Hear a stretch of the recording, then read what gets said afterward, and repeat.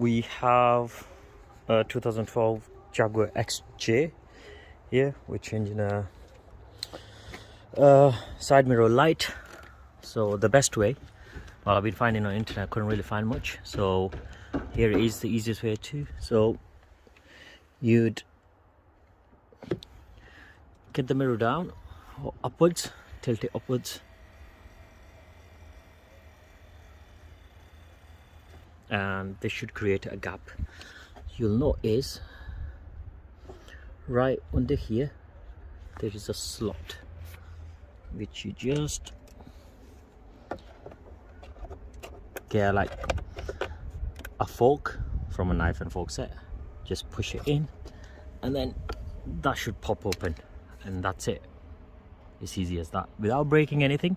You do not have to move the side mirror or the panels or the housing.